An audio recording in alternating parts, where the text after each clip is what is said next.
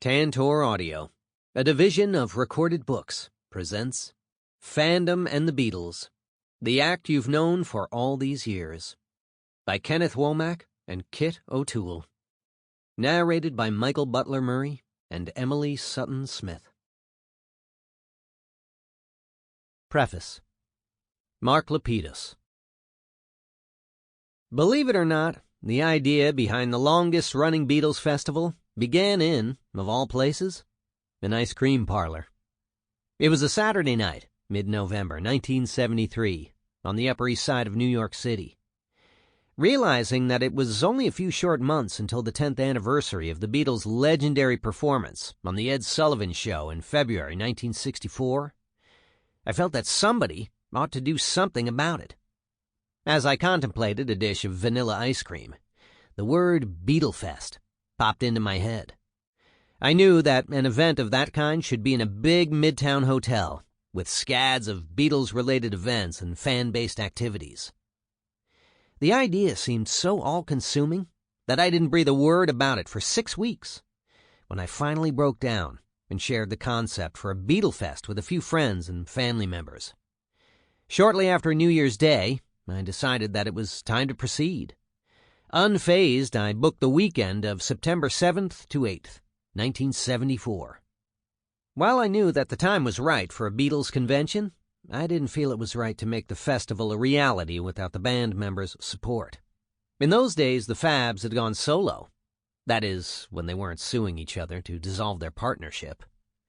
Unfazed, I booked the first weekend of September 1974 at the old Commodore Hotel on East 42nd Street. I was so confident that I paid a non-refundable deposit with my own money. But that turned out to be the easy part. At that point, I painstakingly sent a letter with an accompanying cassette recording to each Beatle, in which I shared with them my idea and asked for permission to hold the festival. Not surprisingly, I didn't receive a response back from any of them. But still, I wasn't discouraged. After all, I was young and determined to bring my dream to fruition. Undaunted, I placed an ad in a February issue of The Village Voice. The 2-line, $14 notice read, Beatlefest. Anyone interested? Along with my address. Within a few days, I received some 400 letters from fans in all walks of life. But they all had one thing in common. They were excited to be a part of a Beatles-themed celebration. My biggest break yet came on Friday, April 26th, when I heard a commercial on WABC radio. Legendary DJ Cousin Brucey announced that John Lennon and Harry Nilsson were going to be appearing at a March of Dimes event in the city on that very weekend. The Fifth Dimension was the musical headliner, and with the likes of Lennon in town, the event was sure to be packed. That Sunday was an unusually warm late April day, so I wore my brand new Beatles 10th anniversary t-shirt, courtesy of Capitol Records. At the time, I worked as a manager for Sam Goody, the largest record chain in the country, and I outfitted my entire staff at the chain's Radio City location with the commemorative shirts that were exclusive to only my store, to mark the occasion.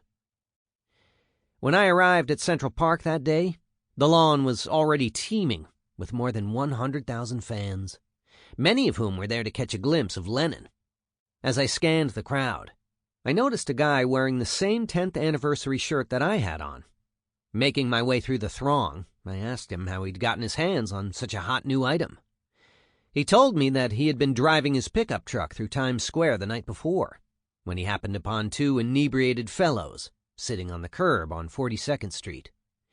When he got out of his truck, he discovered that they were none other than John Lennon and Harry Nilsson.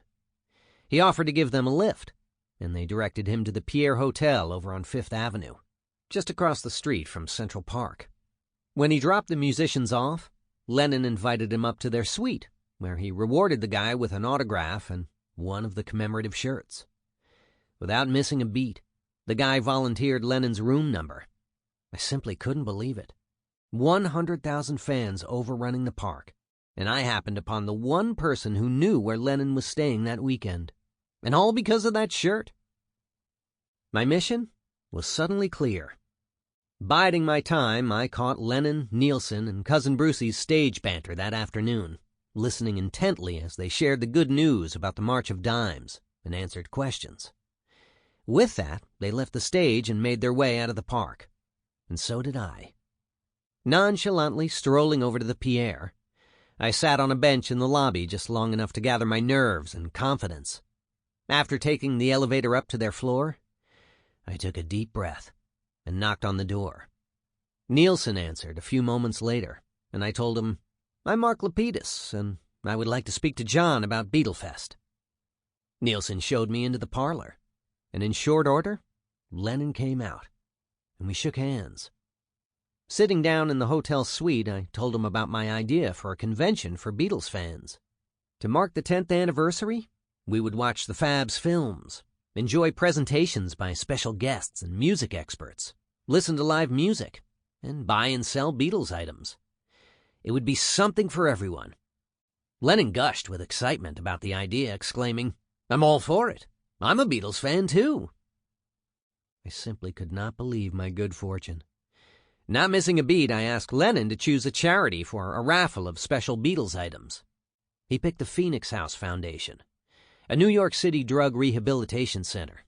He even offered up an old guitar that he would sign and donate for the raffle. Before I left, he signed a piece of paper to mark his support for the festival and asked me to return a few days later to work out the details. Etched in my mind, to this very day, the entire visit had taken no more than 20 minutes. But the repercussions from that afternoon at the Pierre proved to be a seismic moment.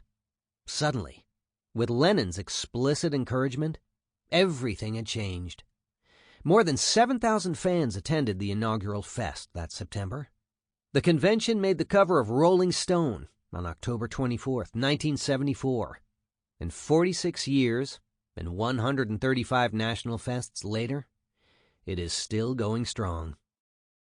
When I look back on the fest now, I realize that we've created something lasting and special. An event that celebrates the Beatles' timeless music and, year after year, draws new folks into their incredible, affirmative, and life-changing story. As no less than Paul McCartney once said, "The Beatles' songs aspire to a greater good, daring the world to embrace love, peace, and understanding. It's all you need is love, or John's Give Peace a Chance," McCartney said. There was a good spirit behind it all, which I'm very proud of. But just as important, I have come to understand the fest's vital role in celebrating the idea of being a fan. After all, the fest, from its humble beginnings, was created by fans, for fans. Over the years, we've not only elevated the fan experience, but the fest has acted as the birthplace for an evolving knowledge base associated with the Beatles. From that very first event, back in September 1974, we have featured a parade of musicians and insiders that has included the likes of Mal Evans, Klaus Voormann, Mike McCartney, Cynthia Lennon, Pattie Boyd, Billy Preston, Donovan, Jerry Marsden, Billy J. Kramer, Astrid Kircher, Ronnie Spector, and Peter and Gordon, to name just a few. And the result has been, conservatively, the publication of several thousand works devoted to understanding the Beatles' indelible impact on musical culture and history. I am especially proud that the fest has provided Beatles scholars with an ongoing event, held in different cities around the country, devoted to in-depth discussion about the Fabs and their unforgettable music. The fest has provided myself and my family with a front-row seat as we watched successive generations of fans share their love for the Beatles. The book that you're holding in your hands documents fan culture as it relates to the act you've known for all these years. And I'm humbled to think that my dream, hatched over a bowl of ice cream nearly 50 years ago, has played a part in making this kind of work possible. Introduction. The Act You've Known for All These Years. Kit O'Toole and Kenneth Womack. One of John Lennon's most beloved compositions in my life both reflects and projects visiting nostalgia but looking to the future. The narrator states that he will never lose affection for events and loved ones from his past, but their connotations change when I think of love as something new. Here, nostalgia transforms meaning when applied to present events. The person's memories are not erased, but are altered and perhaps given new meaning, depending on the person's current position in life. The same can be said for fandom of any type, be it film, television, or music.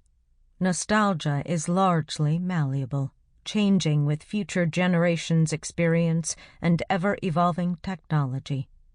The Beatles fan community is no exception. First-generation fans to millennials and beyond have expressed their devotion to their favorite band in different ways, contributing new knowledge and even creating new products that translate the band's lasting impact to the present. Fandom and the Beatles, the act you've known for all these years, defines and explores fan response and the band's enduring appeal. The chapters in this volume study these unique qualities and the key ways in which this particular pop fusion has inspired such loyalty and multi-generational popularity. Fandom and the Beatles also explores the ways in which technology has shaped the band's legacy, introducing new listeners to its music through streaming services such as Spotify, Apple Music, and Tidal, and documentaries such as 2016's hugely successful Ron Howard film, The Beatles, 8 Days a Week, The Touring Years. The band's enduring images and style, its musical skills and songwriting craftsmanship, the proliferation of Beatles look-alike and tribute bands, and the ways in which the group continues to impact our thinking about gender and sexuality all contribute to answering one question. Why does this band inspire such particular devotion? Before exploring the topic, a brief overview of fan studies places this text in the context of previous work. Fan Studies Overview. Fan studies has grown along with fandom itself, particularly in defining the term fandom.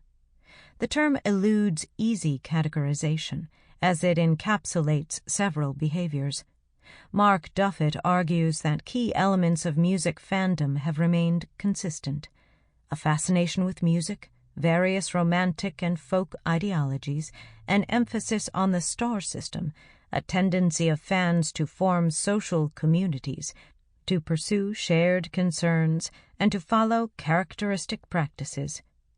Daniel Cavici proposes a description that may best summarize the various qualities one engages in to be considered a fan.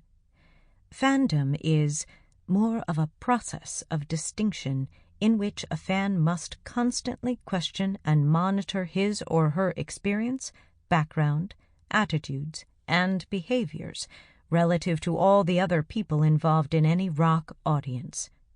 Ultimately, he concludes, the definition resides in the tension between all of those relationships at any given moment.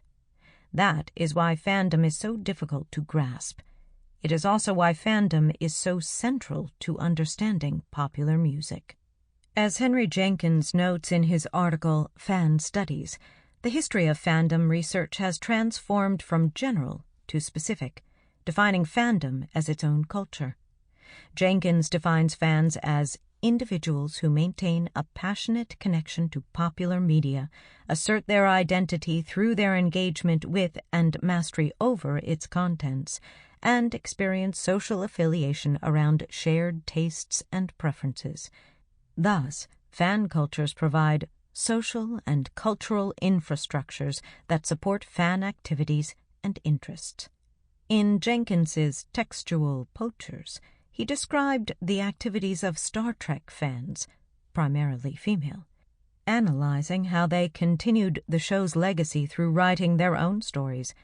Previous methods, such as the Birmingham cultural tradition, looked at larger effects on audiences. But today, research further explores fans who have self-identified as fans of a particular television show, film, musician, game, or other media. In addition, studies have transformed fan research from fan reception to what Jenkins terms fan cultural production, a particularly important subject considering the emergence of digital technologies. Fans are no longer passive receptacles of an artist's product. Rather, they create their own product inspired by the original source, whether it be art, fan fiction, podcasting, or other forms. Richard Mills addresses these issues in The Beatles and Fandom, Sex, Death, and Progressive Nostalgia. The term progressive nostalgia summarizes the organization of this book, as it encompasses past, present, and future expressions of fandom. It can be argued that rock music itself demands more participation than previous genres. According to Stephen D. Stark, due to the post-World War II baby boom, the percentage of young people in the culture was near a historical high. In turn, youth had formed their own subculture, and at the heart of that rebellious enclave was rock and roll music. In sum, rock music defined what it meant to be a teenager. Fandom is, of course, nothing new. Before the Beatles, other idols inciting hysteria included Benny Goodman, Frank Sinatra, and Elvis Presley. Previous fan manias: Goodman, Sinatra, and Presley. On March 3, 1937, Goodman played what he and his band assumed would be a typical gig at New York's Paramount Theater. To their surprise, more than 12,000 fans crammed into the venue. By the time they concluded the set with Sing, Sing, Sing, the young audience had spilled into the aisles, onto the stage, anywhere they could find to dance and express their joy. The clapping, whistling, and stomping astounded Goodman, with the ecstatic audience reaction signaling two changes: the rise in swing music and the then unprecedented, uninhibited fan response. Instead of being just another gig, the concert transitioned into a kind of celebration of the spirit, a love fest of communal frenzy. 7 years later, a similar event occurred in, coincidentally, the Paramount Theater. Beginning at 3 a.m., teenage girls lined up at the box office to see their idol, Sinatra. More than 30,000 people gathered outside the theater, hoping to score tickets. Women swooned, overwhelming police officers and shocking adults with their seemingly insane behavior. Who could have predicted that a throng of girls would smash windows, trample passers-by, and even, according to one report, overturn a car? These young female fans, often called Bobby Soxers, previewed fan hysteria to come. In 1956, a new idol with considerable sex appeal emerged: Presley. His swagger and slightly dangerous image both enthralled teenagers and shocked older generations, although his first appearance on The Ed Sullivan Show on September 6th attracted more than 60 million viewers. In later appearances, Sullivan famously only showed Presley from the waist up due to the singer's supposedly lewd gyrations. Despite these efforts, the screaming of excited teenage girls could not be drowned out. By the early 1960s, Presley had shifted his focus to film, unintentionally creating an opportunity for another act to capture fans' excitement and devotion.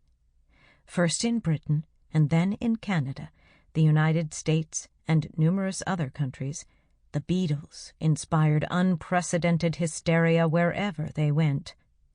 Unlike the fan adulation experienced by Presley, Sinatra, and Goodman, the Beatlemania phenomenon signaled a larger cultural shift. As Barbara Ehrenreich, Elizabeth Hess, and Gloria Jacobs state in their seminal work, Beatlemania, Girls Just Want to Have Fun, Beatlemania was the first mass outburst of the 60s to feature women, in this case girls, who would not reach full adulthood until the 70s, and the emergence of a genuinely political movement for women's liberation. Beatles Fandom History, First Generation. What distinguished Presley and the Beatles from previous idols was not only musical genre, but also attitude. As Ehrenreich argues in her essay Thawing Out in Penelope Rowlands's The Beatles Are Here, 50 years after the band arrived in America, writers, musicians, and other fans remember. One word personified pre-rock teenage culture: cool, meaning a kind of aloofness, emotional effectlessness, and a sense of superiority. In contrast, rock music demanded immediate and unguarded physical participation, thawed out the coolness, summoned the body into action, and blasted the mind out of the isolation and guardedness that had come to define the Western personality. Indeed, this new participation immediately surfaced upon the Beatles' arrival in both the United Kingdom and the United States. When the Beatles first landed on American shores in February 1964, teenagers across the country instantly reacted with great emotion and unprecedented hysteria. While this behavior may have bewildered parents in the States, British families had already been affected by this new phenomenon: Beatlemania. The Beatles would go on to become one of the most critically and commercially successful bands of all time, a symbol of the 1960s and its rapidly changing cultural and political landscape. John Munsey posits that the Beatles' greatest contribution to youth culture may have been Beatlemania itself, as, of all the social movements and cultural symbols of the 1960s, it was, at least, something that they could genuinely claim to be their own. Screaming fans not only reacted to the music, they became part of it, participants, particularly during concerts. As critic Geoffrey O'Brien writes in his memoir Sonata for Jukebox, Pop Music, Memory, and the Imagined Life, to become involved with the Beatles, even as a fan among millions of others, carried with it the possibility of meddling with ferocious energies. Spectatorship here became participation. There were no longer to be any bystanders, only sharers. Mark Kirkup posits that the Beatles created the first modern pop mass fan base, with the full power of the press, the record industry, television, and radio. Even non-fans knew them, their story, and their music, and the force of that fandom even had a name: Beatlemania, that likened it to a disorder. In the 1960s, not all critics found this new fandom beneficial. In the February 28, 1964 edition of New Statesman, Paul Johnson laments the chaotic experience of a Beatles concert. The teenager comes not to hear, but to participate in a ritual, a collective groveling to gods who are themselves blind and empty. Here indeed is a new cultural movement, music which not only cannot be heard, but does not need to be heard. In Beatlemania, Ehrenreich, Hess, and Jacobs argue that the band also introduced a new era not only for teenage girls, but for teenagers in general. Departing from the conservative 1950s, the 1960s ushered in new mores considering sexuality and gender roles. The Beatles helped define this era, encouraging women to express their sexual selves more openly. However, their notion of marketing applies to both sexes, in that rock music has recognized how adolescent fans identify themselves as teenagers. Rather than just being a phase on the journey to adulthood, it was a status to be proud of, emotionally and sexually complete unto itself. Rock and roll was the most potent commodity to enter the teen consumer subculture.